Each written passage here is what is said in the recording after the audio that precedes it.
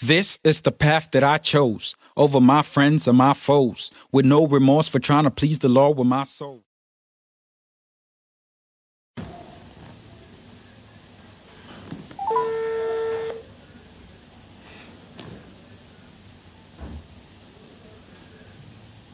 Yo, bro.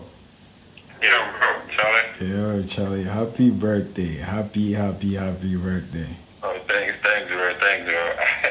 Everything cool? Oh, yeah, by the grace of God. Yeah, well, I would say everything cool for us, side too. Yeah. Everything cool by God's grace. Yeah, but Charlie, guess what? Crazy, man. I just clocked that next year August will be like a decade since I released this path I chose. Wow, you don't say. Wow, that's great. Charlie, exactly. I mean, I'm considering releasing an album. I mean, I really need to do something, you know, to make it significant. Yeah, it's about time first. Yeah, because 10 years, 10 years, yeah, 10 years is a long wait, bro. Yeah. Time really flies, though. Yeah, bro, and like, as you know, like a lot of things have happened along the journey, so I really need to make it worthwhile, you know? Yeah. I really need to make it worthwhile. Yeah. Yeah. You've had your personal battle then. Absolutely. You won some, you lost some, but glory be to God, yeah. Absolutely. It all started on my bedside at Jamfi House. After prep, we were around to revive. Yes, Julian from a very tender age has shown a passion for music. And way back as a young boy, he was backing people like Nana and Dan. As they sang, they would also feature him to just sing alongside with them. He came out with an a cappella group, the Kusi, the Boatengs, the Papas, Nyamiche. And as young as they were, they would be singing in church. Before we even came to Transcontinental, which is now Fountain of Glory in North Canada, he took a keen interest in the keyboard. That before service and after service, we like to go. Out of which I bought him a very small keyboard, and I wanted to see that passion grow. And he came out. So he had a keen interest in the music career, which I believe is an innate thing, which is a calling. So he's so passionate towards that thing.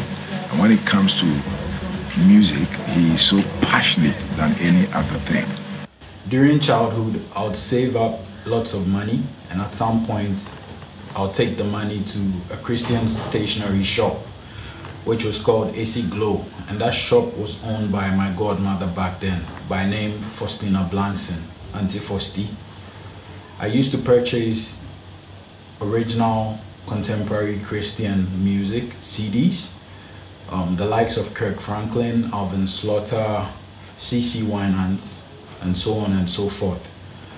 Most of these contemporary Christian music artists were introduced to me by my colleague back in Morning Star School. His name was Emmanuel Buabasah. Now, right from there into Achimota School with Motown, he also developed it, and that's when he started writing songs himself. Lyrics that he write them very educating lyrics that are full of philosophy. The rhymes are philosophical. His first was Work Hard and then Broken Bottles. It came out in a way that some people actually made fun of him, but he didn't give up because it was just the beginning of a career that he knows was going somewhere. Julian Too Deep Baisie. That's a name I won't easily forget. I met Julian, I think in 2003, Motown, Achimota.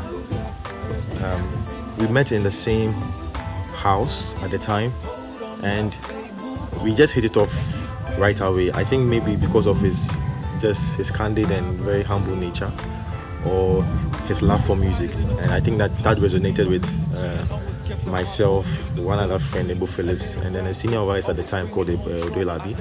And very quickly we came together and formed an a cappella group to compete in an a cappella competition as first years. And you can imagine that was very nerve-wracking as first years to do something of the sort. But at the time we were very inspired to do this because our house at the time, that was Jamfi House, had a bad streak of losses, and we were determined to change or turn that around. So yes, we had a lot of rehearsals, and right from there I could see the kind of person that Julian was. He was very committed, very disciplined, and he made sure that he contributed his part to ensure that what we did was a success. And we went for the competition, and lo and behold, we won. And that marked the beginning of a turnaround for Jamfi House. We started to win a lot of things because now, as we would say, the fame had come. I first met Fifi in senior high school. That was in Achimota Secondary School in 2003.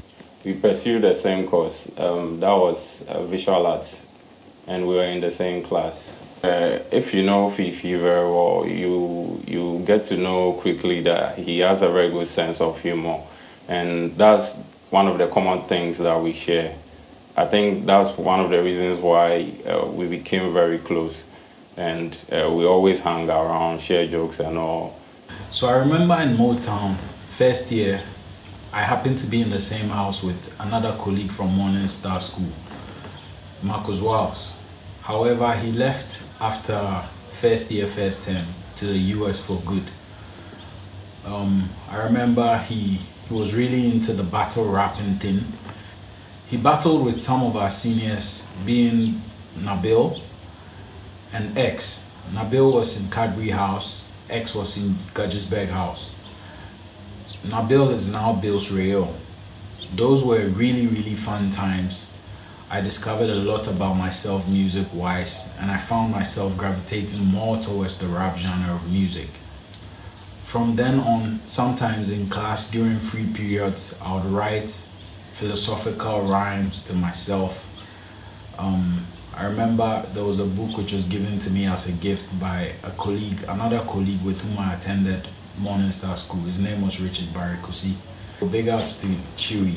Big ups to Chewy. He's been very, very supportive as far as my music journey is concerned. I remember very well back in Achimota School, during our free periods, I liked to drum on table. I had a natural inclination towards music, and I think Fifi also had the same passion, so I believe that's how we gravitated towards each other. I believe how Decorus and I met was really divine. I remember back in those days, we pursued the same course, so we're in the same classroom. And back in those days, our classroom was apparently Sir Gudgesberg's garage. Yeah. And during free periods on our academic table, I remember Hamamat Montia and Richard Mills, aka Shaggy, big ups to him, would keep the class entertained with their dance moves and their interesting performances here and there. Some way, somehow, they always kept the class going.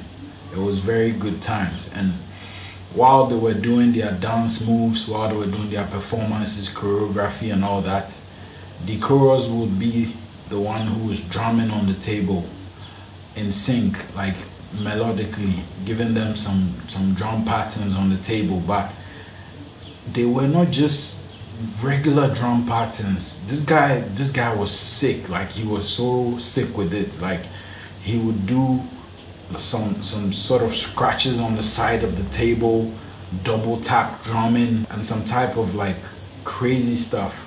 I would be sitting there thinking to myself, yo, who is this dude? Like, he's a genius. Some way, somehow, I got to be friends with him because I really wanted to. And I used to wonder whether the others were seeing beyond just the drumming that Decorus was doing. So this is where our other colleague comes in. His name was Digber. He was a day student by then, and he was living not too far from campus.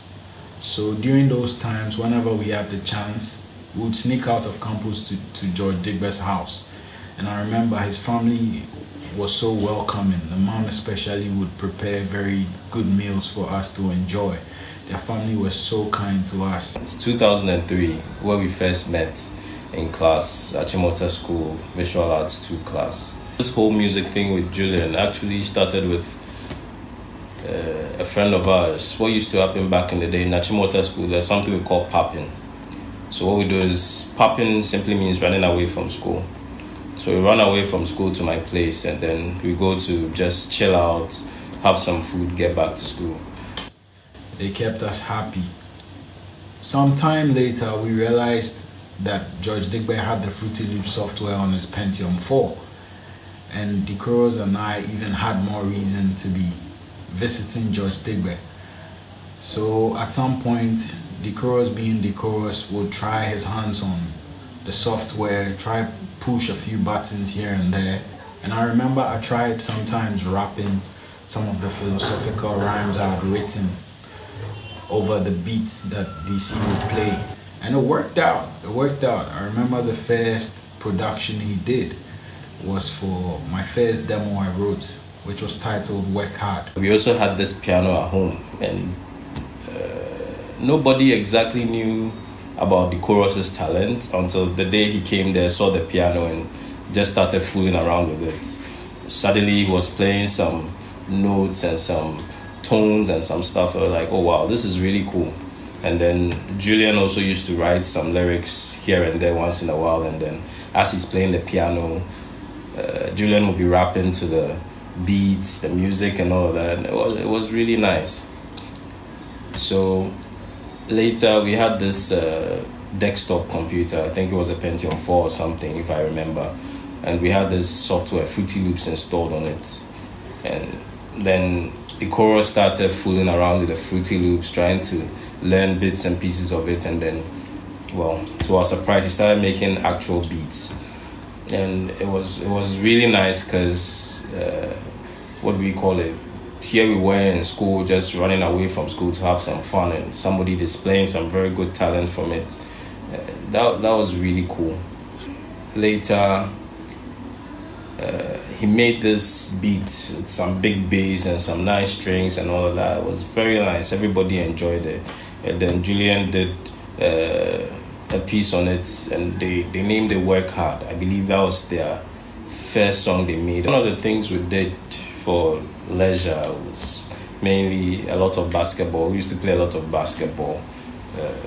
Julian was quite good. Well, we all weren't so good, but I mean, we'll have fun with it. And yeah, it was fun doing that. And knowing Julian all these years, I'd say he's a very jovial person. It's funny how he didn't make it in like comedies and he's doing music rather. He's a very jovial person. When you hang around with him, you're just laughing and you don't know what he's going to do next to just, make you smile and all of that.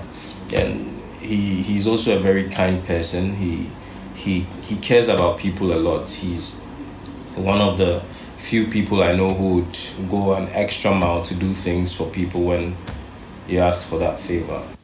The most significant thing was that there was a genuine chemistry between us. Yeah, so after completing senior high school in 2006, we started a music group called the Street Disciples. Later, after Decorus and I completed from Motown in 2006, I remember I wrote another demo with Kwame Odamtten, aka Lethal Lyrics, and that was Broken Bottles. These broken bottles, these broken bottles. So we were a close band of friends, and almost like brothers, honestly. And we had the same interests: it's basketball, hip hop, those two things. Where things and fashion. Yeah, we liked a lot of fashion. I remember Air Force One's baggy jeans, lot 29, South Pole Fubu, Fat-Fam. I can't forget Fat-Fam. So yeah, I think unfortunately in the first year, our friend Kwame almost passed. For sudden, I still don't know what happened to Kwame, but it really hit Julian differently because they both came from Morning Star together. I was the outsider, to be honest. Kwame's passing really hit Julian differently, and it set Julian on a path. It's almost like time, like no one's what's it called, promised tomorrow. So if you have anything you want to do, you just go ahead and get it done immediately. So Julian started, he wanted to be a rapper. I'm like, what? You play basketball and you like fashion. I mean, you have the aesthetics of a rapper, but I really don't see you being a rapper. And his rap name was Hypnotics, yeah. And I had a rap name, but I wasn't even a rapper. I was called Young Kwame. But that's a different, it was a conversation for a different topic. So Julian started rap. Julian started, and I think Julian had a keyboard back home. So it was him and DC, that's Kukah, Don Kukah. Today we call it Don Kukah, but Godwin Kukah. Julian had a keyboard and he started making beats, and Kukah started learning Fruit Loops, FL Studio. I think, and back then you could even purchase the software, so it was cracked. So you had to complete a session. If you didn't save, you lose everything. Chorus also with his music, I mean, it's so cool. If you enter a room and Decorus doesn't see a keyboard, then I mean, you won't know who he is.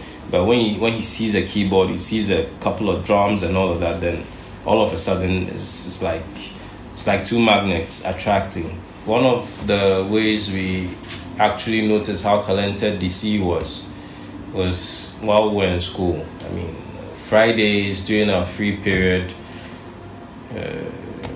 we'll have DC drumming on the tables and a couple of guys in class doing dancing in front of the class. It was usually Hamamat Montia and Shaggy. One guy, we named him Shaggy. His actual name is Richard. Yeah, so DC would be drumming and they would be dancing. I mean, and the drumming was actually very good to the point where he could actually get the whole class to, vibe with him, on a level that was like, yo, we are enjoying what you are doing, man, keep it going type of thing. Initially, when they started the music, there was like the hip-hop side of things, and then there was the R&B, there was a bit of gospel here and there. I mean, it was all mixed up. I mean, anything they could do, they'll just do it. But then, I believe when we were done with school, then he, Decorus, and the other guys they were working with decided to take the music more seriously and precisely going the gospel route. So more, songs about evangelism and that type of thing. That was the route they decided to take after school. So it was him, and that was, I think, we were in second year when Julian started rapping like hardcore, just the like typical generic like nonsense rap. Because I mean, if you're starting, you want to just rap, right? So one of Julian's favorite rappers was The Game. So Julian started to sound like The Game from what's it called, LA. And slowly, Julian was Hypnotics, and we were just rapping. He always had a new demo. He always had a new sample. He always had a new snippet.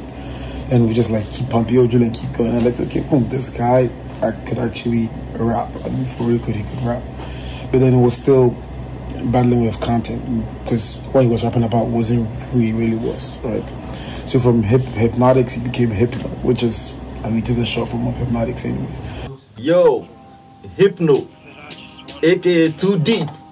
Charlie, this is very, very, very impressive. I mean, it's amazing when you put your mind to something and you put in all the effort, you're able to achieve it. And as for Hypno, as for you, I've known you since way, somewhere around 2006, and our path crossed. You came in with your friends to work on your projects. I think it was Street Disciples, right? Yeah. Hey, Charlie, lyrics, Kwame, Lil J, now Lil Shady. Wow, Charlie, time really flies fast. And we did some broken battles and did all those interesting songs. I met Julian Motown when I went for the first time, secondary school. He was one of the seniors in the dorms I got assigned to. So that's the first time I met him. And out of the boys there, he was like the cool guy who was at the corner that he was minding his business, you know, organized, clean, always looking sharp, soft-spoken. Every other person in that dorm was like, hey! So it's like, that's how come I became friends with him, because I liked his demeanor and his composure around that time. And I think my bunk bed was right next to his, if I'm not mistaken. But yeah, that was my first time getting to know Julian. Motown, Jaffe House, 2005. In Form 1 in Adom, Julian formed a group at that time, and it was with a fellow housemate called Lyrics and another Motowner from another house called Otoo. And then they made a song called Promises, you know. Don't you forget about me, forget about us, forget about trust and our promises. And that was the first time that I had seen them actually perform the song, and I liked the song. And I was happy that somebody from my house was doing that, because I was studying music. I was actually in Motown studying music. So for somebody I know to do music, I went to him, and then they included 2 other mates from my group in the group called Yeboah and Dzobo. And one of the days that they went to the studio, I followed them, and on the low, that started my sound engineering career. So later, when Julian was done and he left, even though the two of my mates were still in the group, I found out that they had changed genres from, you know, the hip hop to contemporary gospel, and now they were going by the name Street Disciples, and they had added on this guy called Lil J, who didn't go to Motown, but you know, I remember him when I used to go to Lyrics' place, and he has a very good voice. He had this soothing voice that we really liked. And to me, they were the first contemporary gospel group that I knew that were up doing this type of thing. Soon, I think we graduated, and that's high school. And then we got separated because he went to college and I stayed home for a while. So in college, Julian picked up the mantle and he became too deep. And that's when he became a more like evangelistic rapper, like rapping like Christian rap. And all through this while he had trials and tribulations. And he started to put all those topics into his music, and it became more meaningful. It wasn't really like real inspirational stuff. I heard of Julian's music in 2006, 2007 there about, from Lil J, my brother in school, that's secondary school. He was part of a group called Street Disciples back home with some Motown boys. That was 2D, Lyrics, and then I think Kusi. I think there was one other guy, I don't really remember, but I think there was 4 of them who were part of Street Disciples, and they were doing some really good music. And so Lil J, who was my brother, he would come play the music to me, and I loved it. I loved 2Deep's lyrics because it was deep, it was rich, and it was true. You could you could feel the heart of what he was saying. Some of their music which I loved was, I think, Booking Bottles. There was one tribute that he gave to one of their friends, which was also very great. And Hypno, he was called Hypno. That's 2006, 2007 there about. And you know, his deep voice, I mean, added some groove to the music and some drama to the music. That was very profound, and I really loved his constructions, his lyrics, his passion with what he was doing back in school. And so 2007, we're done with school. I was living in the same neighborhood with Lil J, that's Jay Shady now. So we used to talk about music because he loved music, and he was always talking about Hypno, 2D. I mean, they were going to do a recording. So one of the days I went with him, they were going to 2Deep's house. I went with him. I said, like, I need to meet this guy. I need to meet this great rapper, you know, like, because as far as I was concerned, all the Christian rap music that I'd listened to, he was like the greatest to me. Even though I knew that this guy is based in Ghana, but I knew that he was a great rapper because I'd listened to Lecrae and there's some others. But I knew that 2Deep was a great guy, as far he was the best as far as I was concerned. So I went to his house with Lil J, or Jay Shady. I met him for the first time. He was very gentle, very courteous. his communications was calm, very humble guy, very simple guy. I mean, you just fall in love with his personality because he just knew how to handle people and he treated people with respect. And that's one of the biggest things that I knew about his humility, and the way he treated people with respect was one big thing about Julian that I liked and that I learned. So they did a few recordings over there that day, and then we left. But he played some of his music and his upcoming stuff that he's working on, and it was good. So Achimota School, for the most part, was the beginning of my musical journey. Yeah, so to speak. It was in tech that he started shooting forth and became a marvel because people realized that there was some great things in him.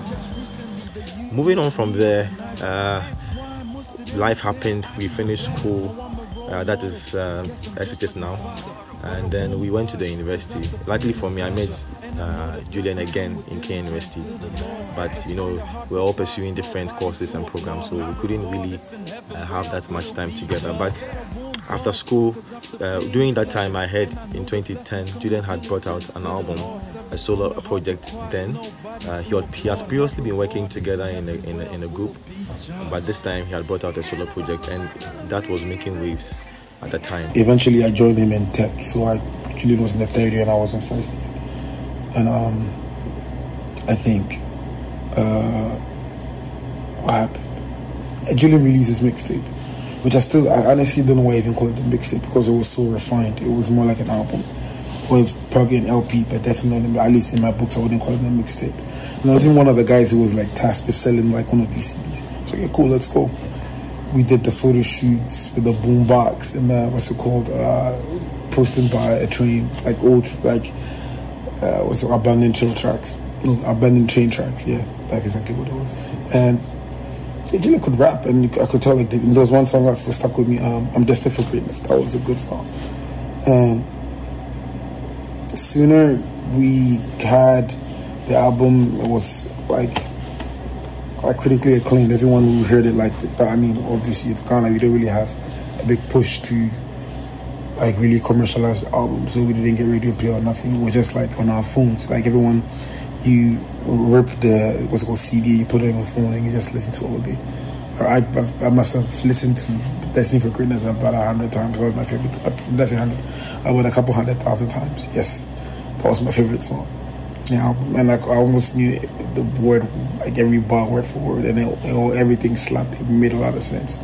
Then I think they rebranded from Street Disciples to God's Urban Disciples later, and came out with an album, a rich album. I think one of the music was King's Kid. I mean, King's Kid and it was a very beautiful music. I mean, King's Kid, the chorus and the beat was always the name. I mean, the chorus was always in their music, the chorus and the beat, and it was nice. The chorus was doing a great job for them.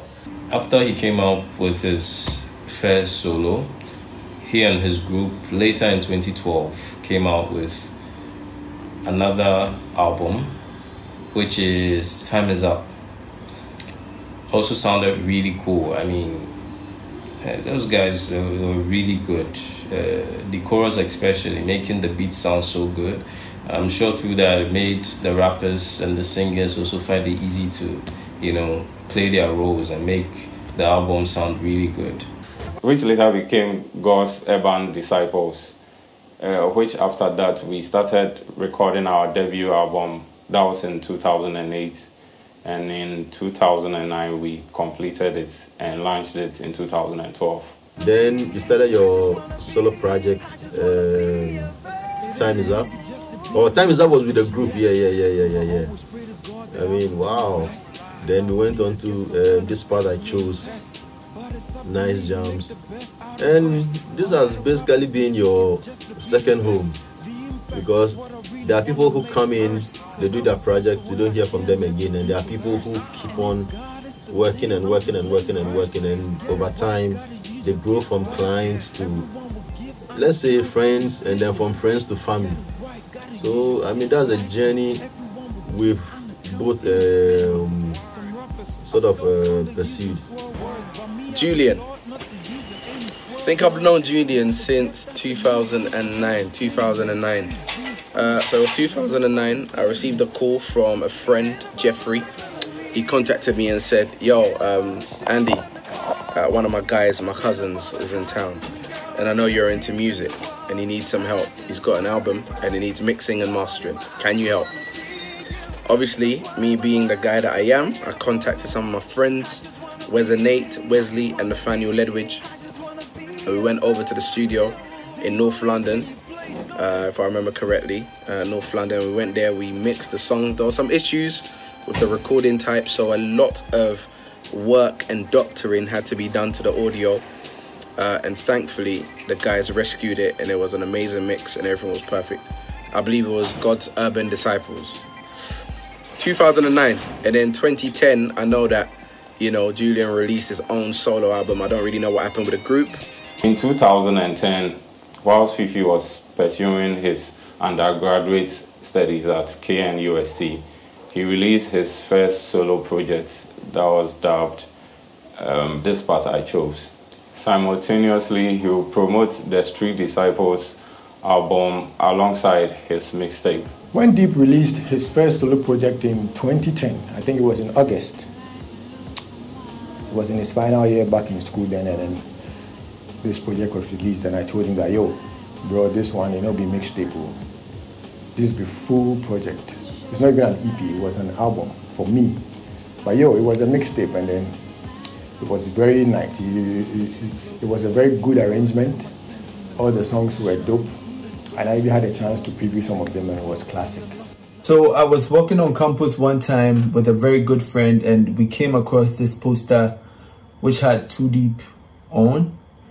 You know, that was the poster for his mixtape, The Part I Chose, Part 1. And so I told my friend, yo, I really need to meet this guy because I was doing gospel rap music at that time. God being so good, we had the chance to be on the same cypher. And we had to go shoot the video in Accra. So we met on the set, we vibed a bit. We came back on campus a couple of days after, and he came to my hostel. For some reason, he liked me. I liked him too, because, I mean, we had so many things in common. We spoke for a while, and this guy mysteriously addressed certain issues I was going through, which was a blessing to me. And we turned that into a song. I mean, he advised that we put the situation into a song. So the first song we did was No Way Out, which was as a result of what I told him I was going through, and we put that into a song, and it was classic. Honestly, it was his idea. I told you that guy is too creative beyond my understanding. So he's been a blessing to me. He's been a blessing. We've been doing tracks since then. We've been very close. We talk. We have our own issues. He's too emotional. I tell you, man. Yeah, at this point, the dates are very fuzzy. But I remember meeting, first hearing of Street Disciples and Julian through their music. What's his name? J Smoke used to play the music on JC Cafe. Around that time, I was also in the process of starting out a group with my friends as well, called Heaven's Connection. And we used to like do kind of like our own mini tours around churches, like performing. And it was in the process that I met Julian for the first time. And we connected on a musical / creative level, but also on a personal level. And one of the areas that we connected on was just this deep commitment to perfecting the craft just as much as we were to like the lyricism. One of my personal gripes in, I guess, the scene was that there weren't enough people who were committed to pushing the craft side of things, right? People just felt like if they could say the right things, that alone was enough.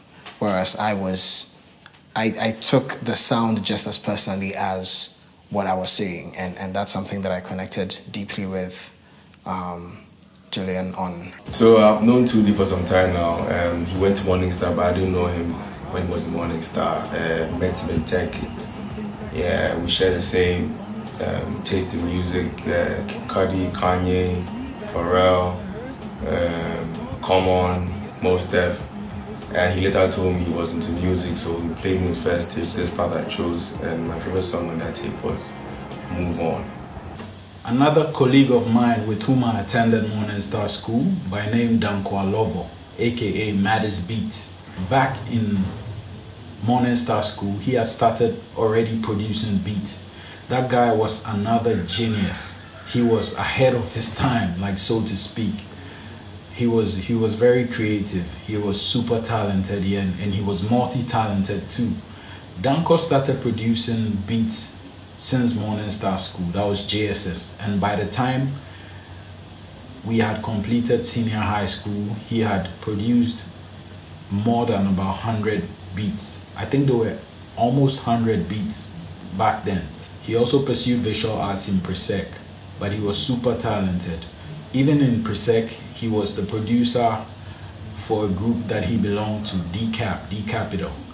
Later, after Motown, he also obviously completed Presec, and he had to move back to Croatia for good. And before he left, he had invited me to his house, knowing how passionate I was about the music thing and how I was hoping to pursue the music thing in the near future back then. He said to me, yo, these are all the instrumentals or beats I've produced. I don't care whatever you want to do with them. I'm giving everything to you. Use it for anything you want to use it for, even including the ones which his team had used, being Decap, had used on their music projects and all that. That spoke so much to my heart. It made me know how hopeful Maddest was in me as far as the music was concerned. And it really, really motivated and encouraged me. Fast forward, lo and behold, I make him proud. On this path I chose, which is the first solo project I released, I used some of the instrumentals which he had given to me before he left for Croatia.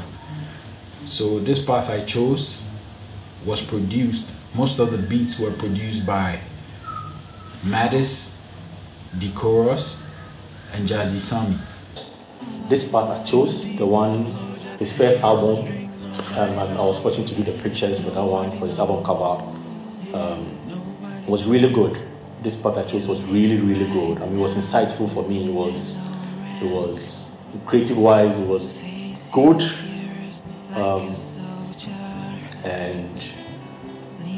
Like I said, I happened to do the pictures for him by his house, by the rail. He had a boombox, a big boombox, and I was using a very old camera. I think I borrowed it from a friend. But lucky for me, there was a family friend that I visited them at the time, Laudi Katla. She's a photographer. I was fortunate to use a 5D for the first time, and wow, those images were a killer. The images I shot were very amateur. I was an amateur then too. So I met Julian in school through my roommate called Kukah. They were a year ahead of me, and after Julian completed and came back to school, he came for a concert, and I did the photo shoot for him for his personal project. I got to listen to Julian's music through my roommate, Pejo, and I must confess, it was a bit strange listening to his genre of music at first, but I gradually liked some of the songs as time went by. He came out with his first solo project, This Part I Chose, and some of the songs where nobody knows, but the hit song on it was Destined for Greatness, which caught the ears of many, and people got inclined to it because it was like a kind of music that brought assurance to many who heard it that as long as God has destined them for purpose, nothing will stop it. The lyrics were powerful. It looked like a legendary and very philosophical. And that is Julian for you. At some point, I started harboring thoughts of a solo project, and I think it was called the Life Bus or something of the sort. And at the time, again, because of how deeply I connected with Julian on a personal level, he was one of the few people who served as like sounding boards for some of these ideas, and he did provide a lot of useful advice. And also lots of reassurances that the path I was on was the right one, and he kind of like helped me validate my own instincts, my musical and creative instincts, and that's something that I really appreciate as well. In a way, I must say that this path I chose was birthed out of pressure. I'm saying pressure because in 2009, when I had started promoting the God's Urban Disciples debut album, a lot of people on campus at KNUST gave me so much pressure and kept bugging me with the fact that when were we going to launch the project, and that they couldn't wait. It had been long anticipated. So I just thought to myself, what do I do to solve this problem? So quickly I decided to put out the body of work. Yeah, and I must say that pressure really makes diamonds. I don't really care about fame. I'm about making an impact and fulfilling purpose. That's pretty much the kind of person I am, and that's what I've always been on. I feel like fame is a bitter pill to swallow. You don't want it with fame. You really don't want it with fame. It comes with a lot of baggage that you might even end up selling your soul subliminally.